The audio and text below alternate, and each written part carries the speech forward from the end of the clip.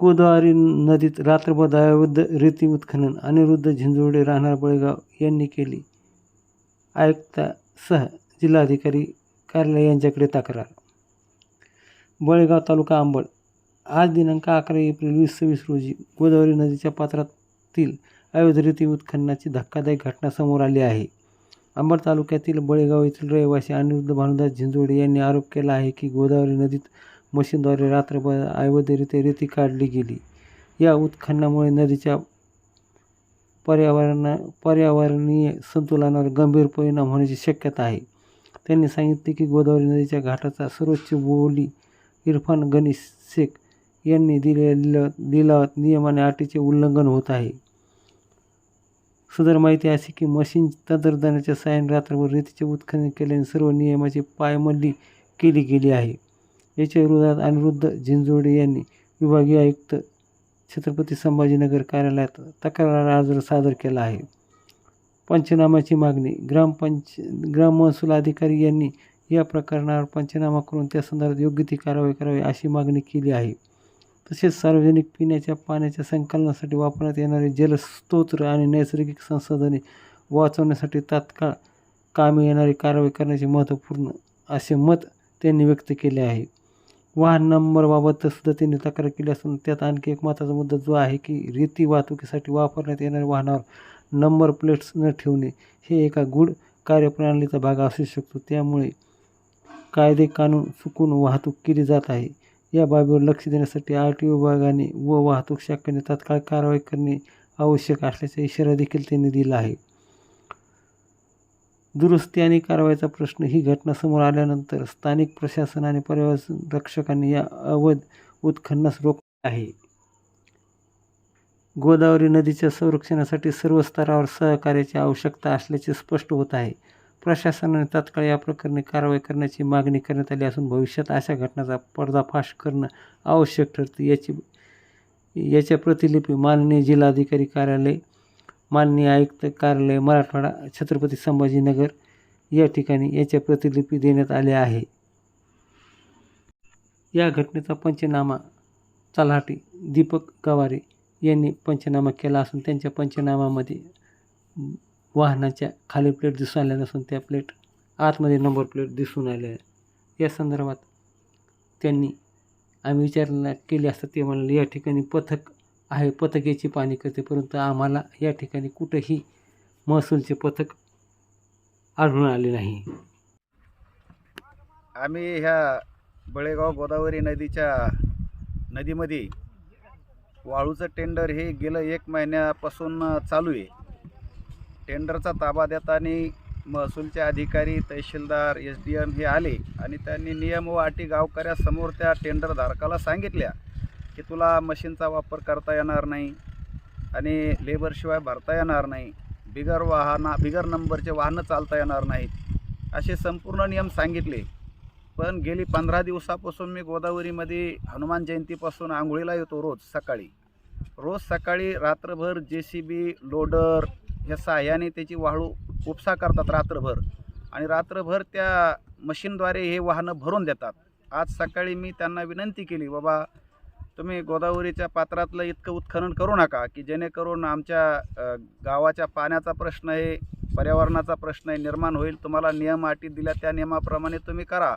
पण ते कोणाचंही ऐकत नाहीत. त्यांनी अमानुषपणे या ठिकाणी प्रचंड उत्खनन केलं आणि त्यांना जो मोजून देण्याला पट्टा होता त्यापेक्षा त्यांनी बीड जिल्ह्यातल्या अर्ध्या गंगाच्या भागाच्या पलीकडे जाऊन सुद्धा वाळू उपसली. डोझरद्वारे रात्रभर ते वाळूचे ढिगारे मोठाले करतात. हजारो ब्रास वाळूचे ढिगारे करतात आणि दिवसभर फक्त माणुसकी दाखवतात. लेबरच्या सहाय्याने भरतात, रात्रभर मशीनच्या सहाय्याने वाहनं भरतात आणि असं त्यांनी 4000च्या दरम्यान हे टेंडर आहे, परंतु त्याने जवळपास 10,000 ब्रास वाळू या ठिकाणून उचलली. आम्ही कमिशनरकडे तक्रार पण केली, परंतु त्याची काही दखल घेतली नाही. आज सकाळी आम्ही ज्यावेळेस ते चालू लाईव्ह लोडरचे व्हिडिओ काढले आणि त्याची कमिशनरला आणि कलेक्टरला तक्रार केली आणि त्याच्यामुळं आमची अशी विनंती राहील प्रशासनाला की तुम्ही ह्या टेंडरधारकावर याचे मोजदाद करा. ही जास्तीची वाळू काढली, त्यांनी त्याचं जास्तीचं उत्खनन केलं, त्याची मोजदाद करून ती जास्तीची वाळू उचलली, त्याच्यावरती दंडात्मक कारवाई जशी तुम्ही इतर वाळू चोरावर करतात तशीच या टेंडरधारकांनी सुद्धा या गोदावरीची अवैध उत्खनन करून चोरीच केलेली आहे. त्याच्यामुळे त्याच्यावर कठोर कारवाई करण्यात यावी अशी आमची ग्रामस्थांच्या वतीनं मागणी आहे. आपलं नाव काय दादा? आणि भानुदास चिंचोडे. मला एक सांगा, या संदर्भात संबंधित टेंडरधारक आहे त्याच्याशी आपण संवाद साधला का, त्याला बोललेत का तुम्ही? टेंडरधारक इथं येतच नाही. त्याचे जे गुंड प्रवृत्तीचे लोक असते तिथे त्याने भाड्याने ठेवलेले तेच लोक असतात. म्हणजे भाड्याचे टट्टू असं म्हणायचं का तुम्हाला? भाड्याचे तट्टूच असतात इथं. अच्छा. टेंडरधारक कधी इथं आला नाही, कधी दिसला नाही, काय नाही. हं. त्यांनी आता त्याच्यात भागीदारी घेऊ नये असा नियम आहे. हं. परंतु त्यांनी टक्केवारीवर 2%, 5% असे भागीदार गुंड लोक घेतलेले आहेत. अच्छा. आणि त्या गुंड लोकांच्या सहाय्याने ते गावकऱ्यावर दबाव आणून या ठिकाणी मशीनचा वापर करून जास्तीचं उत्खनन करतात.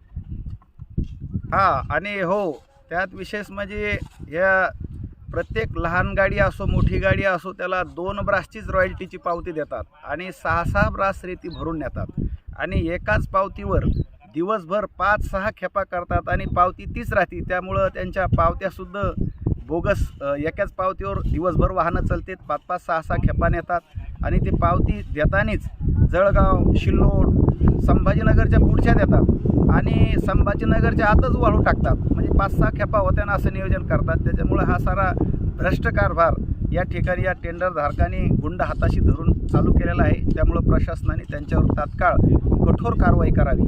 कारण आमचं गोदावरीचं पात्र म्हणजे गोदावरीची नदी ही पवित्र नदी आहे महाराष्ट्रातली आणि या पवित्र नदीचं पावित्र्य सांभाळण्यासाठी आम्ही खेड्याचे लोक रोज सकाळी गोदावरीचं स्नान देवदर्शन करण्यासाठी या गोदावरी मैयाचं दर्शन घेऊन करतो आणि या गोदावरीचं असं पोट फाडून हे सारा खजिना लुटून हे गुंड लोक नेऊ लागलेत. त्याच्यामुळे यांच्यावर तात्काळ प्रशासनाने कठोर कारवाई करावी अशी आमच्या आग्रहाची विनंती राहील. मी आप्पासाहेब झंजुर्डे या गावचा रहिवासी, शेतकरी कुटुंबात जन्मालेला मी एक मुलगा आहे आणि दररोज आम्ही सकाळी स्नान करणार आल्यावर इथं दररोज लोडरच्या साह्यानं जे वाळूचं पलीकडल्या तीरावरची वाळू इकडं लोटीत आणतात आणि ती जमा करून दिवसभर भरून देतात.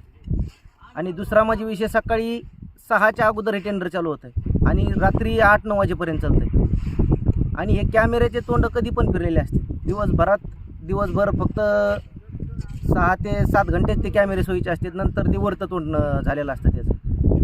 आणि दुसरं आणखीन एका पावतीवर ते 6 ते 7 गाड्या जाते तिथून बरोबर.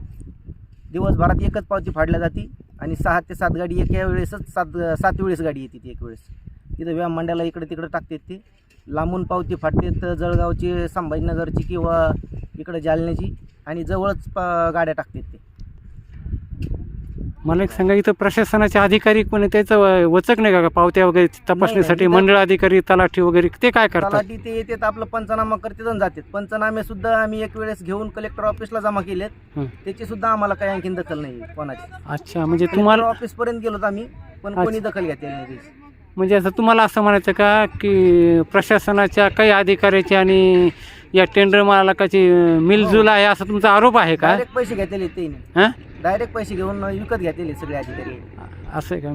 मिली भगत आहे असं तुमचा आरोप आहे का? खूप मिली बघा. हां, बोला. आत्ताच हे TV चॅनलवाले आले बाईट घेण्यासाठी, तर लोडरवाले आणि ट्रॅक्टरवाले लगेच पळताना त्यांना समोर दिसले. त्यांच्या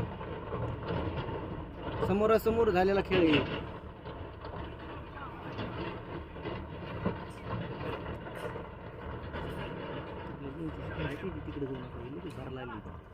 धारकावर आणि जे कोणी याच्यात शासकीय अधिकारी जे कोणी पैसे घेतलेले असतील यांच्यावर कठोर कारवाईची शिक्षा व्हावी. यांच्यावर काय दंडात्मक कारवाई होईल ते आता तहसीलदार साहेबांनी सांगावं आम्हाला काहीतरी त्याच्यात.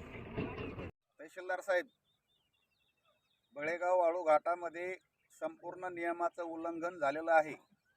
रात्रभर मशीनद्वारे अमाप उत्खनन करून एकाच गाडीला एका टेंडर पासवर दिवसभर वाहतूक करण्यात येते.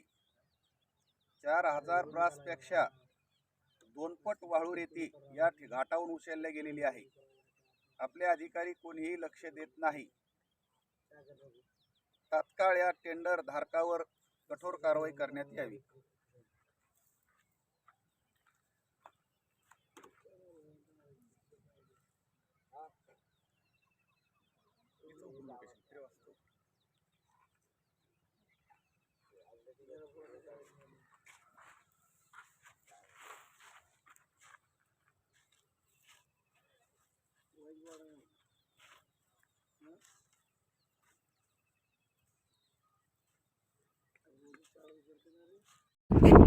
दादा मला एक सांगा, तुमच्या गाडीचा तुम्ही नट पडले तुटले, नेमकं कसं काय पडले ते काय सांगाल? इकडे पहा, तिकडे काही सांगू नका.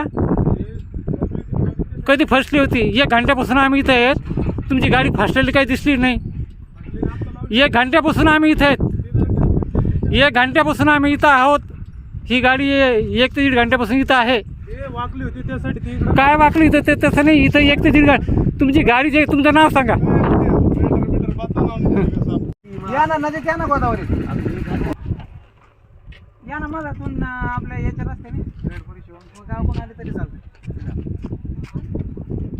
एका एका पावतीवर दिवसभर गाड्या चालते त्या. काय लगेच नंबर लावायचा, पावती काढून मग गाडी काढायची. वाळून गेली आणि काय का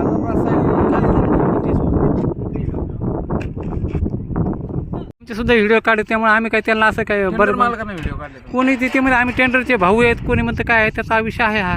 बरोबर आहे का? टेंडर मालक नसतो तिथं. टेंडर मालक नाही. हे सारे गुंडच लोक आहेत दुसरे. नाही आता परत विशेष म्हणजे सरीत ट्रॅक्टरनं त्यानं हे कर